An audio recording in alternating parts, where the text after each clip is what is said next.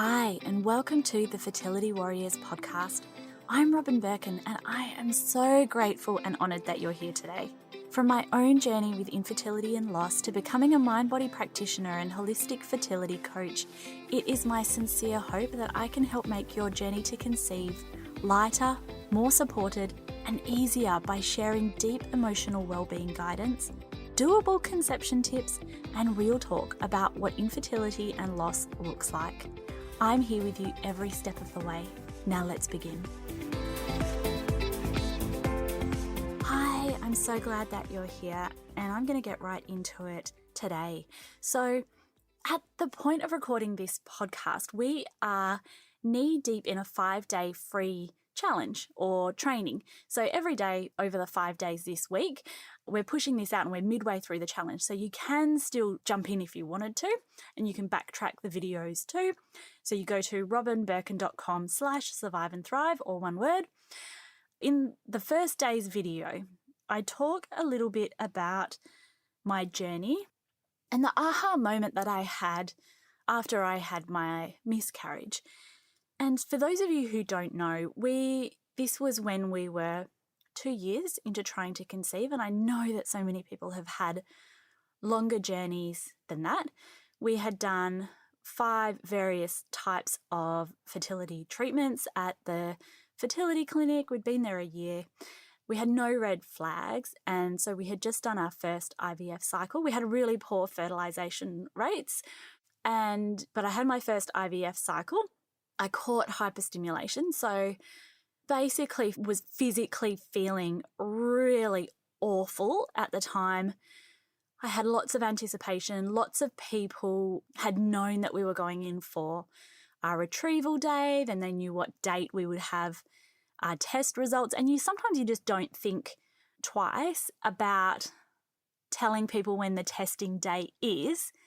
But then when you get to that testing day, everyone's like, how did it go? What happened? What happened? And here you are having either a positive or a negative test result and maybe feeling like, whoa, actually, I wasn't ready to share that. And I woke up and it was on New Year's Eve and I felt like death, like I could barely take 2 steps without feeling super nauseous. I was still so bloated from the retrieval and the hyperstimulation. I went into the fertility clinic and then discovered that we'd gotten pregnant. And when you're not feeling physically great, it's a little bit hard to celebrate in that moment, but we kind of did. I just felt relief, like emotional relief that this might finally be over. Looking back, I feel like I had been really just treading water and surviving from month to month. I don't know if you can relate to that. So that was how it started. However, 2 days before we were due to have our first ultrasound, we got the call that the pregnancy wasn't viable. And so in the week leading up to that, we had some inklings. My HCG levels weren't rising as they should. And in that moment, it just felt like my whole world crumbled. My whole world. What had I been doing for the last 2 years? I have put my life on hold for 2 years. I've just thrown money at everything. I'd been on a gluten-free vegan diet. I'd seen an acupuncturist, a naturopath. I was just like running all around town, basically living, I don't know, what was I living off? Celery sticks and tofu. And like suffering was the operative word at this point in my journey, and sinking lower and lower and lower every single month in the pursuit to have a baby, not the pursuit to lose a baby. What the actual F was going on? Like, it just felt like the complete antithesis of what I had been hoping to achieve is where I was. And so we had a medical miscarriage, also felt completely like the opposite of what I had ever wanted in my life. And I navigated the following days, weeks in a fog. honestly just feeling like I could not think straight. I could not concentrate at work. I would walk up the stairs just feeling like there were tears welling in my eyes. I couldn't summon a smile. I didn't want to talk to anyone. I didn't want to make small talk about anything in the lunchroom. Didn't want to talk to anyone about what had happened, where I had up until this point been a fairly open book. I think I had even had social media at that point, or a blog where I had talked to people that I had infertility, but I could not talk to anyone about the loss. It was almost like the level too far for me, and complete emotional exhaustion. So we decided at the last minute we had to pay an additional charge to rush through passports that we were just going to get out. Like I couldn't cope with the day-to-day. I couldn't cope with people. We just had to get out. And for the very first time ever, I went on a holiday that didn't involve rushing around sightseeing and doing things and going on cruises and, going out to bars and going sightseeing during the day and going to the Botanic Garden and the zoo and all these places. First time ever. Where we went, there was nothing, like actual nothing. There's no shops you could go to. There's no buses. There was no public transport, no tours, nothing. So we went to Lombok and we stayed not in the touristy part of Lombok, in a very isolated and secluded part in Lombok. It was probably one of the first times in years that it was almost like I was forced to rest.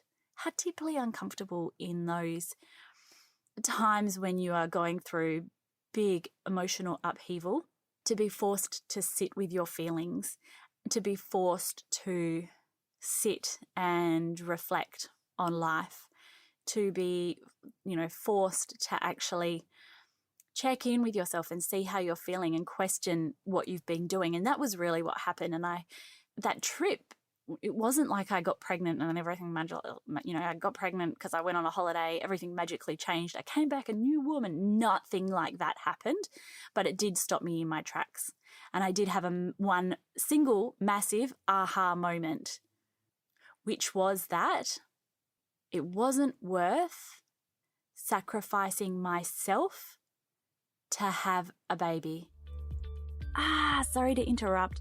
I just wanted to quickly jump in and express how grateful I am that you're here today.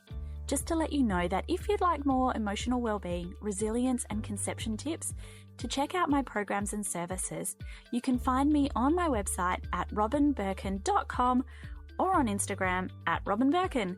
All right, let's get back to it. I could not continue on indefinitely feeling like I was turning myself inside out, like I was feeling completely exhausted, like I didn't 100% know entirely why I was doing the things that I was doing and why I was burning myself out, because this journey may well take a number more years. I may come out of this in a couple of years and my fertility specialist throws his hands up in the air and says, "I'm really sorry, Robin, we've done everything that we can. There's no hope for you." I could continue on that path of putting myself last, sacrificing myself, martyring myself in the pursuit to get pregnant and have a baby. Or I could draw a line in the sand and flip everything. Completely flip everything and say, do you know what? Actually, I need to be okay first in order for me to be able to have the emotional energy to continue trying to conceive. We had got to that point. And like I said, many of you have probably had longer journeys and you've been working through and navigating this for a longer period of time. But this really caused me to question whether I had the energy, the coping skills, the stamina to continue trying to conceive. It was almost like we went to Lombok and I was questioning whether or not I could even do anything more. I was devastated. But I had this moment in Lombok sitting by the pool and I just thought to myself, I actually can't continue on like this. I every month it felt like I had been sinking lower and lower and putting my life on pause, feeling constantly like I should be cutting out more food groups, probably just surviving on air. And I drew a line in the sand. I decided that this can't happen anymore. This can't be the way that it should be. And it's only years later that I look back now, and I don't want you to look back.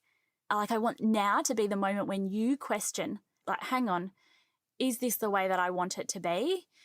This is not a sprint. This is potentially a marathon, like a really long marathon. How are you going to get through this in the best, most intact way? How are you not going to let your life completely slip you by? How are you not going to leave your relationship in the gutter, which my Ross just had no idea what to do with me. He was seeing me crumble before his own eyes and just be like throwing his hands up in the air. I don't know what to do. And we ended up both, or mostly him, he ended up taking up surfing and just going surfing all the time to cope with it. So we ended up with this real distance between us because the way that we thought you should cope with things wasn't actually the way that you should cope with things. And how do you know any better? No one teaches you this in school. Where do we learn this? So I had this moment where I said, actually, you know what? It needs to change. Looking back, of course it needed to change. Why does my life need to be on pause? It takes so much energy to create life from absolutely nothing, from scratch. Creating a whole human being, that requires not just physical energy, not just spiritual energy, emotional energy. It requires you to have the energy to be able to do that. And when we are running ourselves ragged and just completely ignoring what our mind and our body is screaming and longing for us to do, my mind just needed me to slow down. It needed me to care for it. It needed me to check in with how I was feeling, whether I was resting, whether I was giving myself everything that I needed to be able to feel like I could cope on this journey. And that was when I learned or discovered that you have to put on your own oxygen mask first. Every time I say this, I get people DM me on Instagram and be like, yes, do you know what? I've decided from today, I'm going to put on my own oxygen mask first. In this Survive and Thrive challenge, if you are not following me on Instagram, definitely do it because we have a major announcement coming this Friday. The biggest announcement that I've had in years. And we've been working so hard behind the scenes on this. I can't reveal just yet. But in the challenge this week, it's free. So it's 5 days of workbook, worksheets, like beautiful. I've designed them myself, but I'll call them beautiful. But beautiful worksheets, really reflective, really deep, deeper than just relax, deeper than just be positive, deeper than just stay busy. It's like actual proper coping skills, self-reflection, deep perspective shifts that can help you cope and survive through infertility, through the negative test results, through the hiccups on your journey, through the cancelled cycles, through the 2-week wait madness. And that's what I want to share with you. But I just wanted to jump in and ask you the question, what do you need to give yourself permission for right now, today? What do you need to let go of? What needs to happen for you to feel like you have the energy to continue with this journey and navigate this journey feeling better? Are you putting yourself last or are you putting yourself first? Because when you put yourself first, you cannot pour from an empty cup. When you are filling your own cup, then you have water, whatever, to give to other people. You have the energy to be able to adapt to setbacks, cancellations, things not going to plan, which hashtag infertility, that's constantly what infertility is. So today's call to arms, whatever it is for you, is I really want you to take stock of where you are right now and ask yourself what it is that you need and what you need to be okay on this journey. Thank you so much for listening this week. I'll catch you next week. Well, that's another episode in the bag, but before you go, I want to let you know 3 quick things. Number 1, did you know that every time you leave me a review on iTunes, it helps Apple and other podcast players push the podcast out to more listeners? I would be ever so grateful for a review if you think The Fertility Warriors has been helpful for you. Number 2, I'm on Instagram every single day and I'd love to connect and get to know you there, where I share a ton more tips and advice. You can find me at Robin Birkin. Number 3, we also have a free Facebook group with thousands of the most incredibly supportive, kind and helpful warriors I know. You can search for it on Facebook at Fertility Warriors Support and Chat Group. Well, that's me for this week. Make sure you subscribe to the podcast so you'll be notified when next week's episode drops. I'll catch you then. Bye.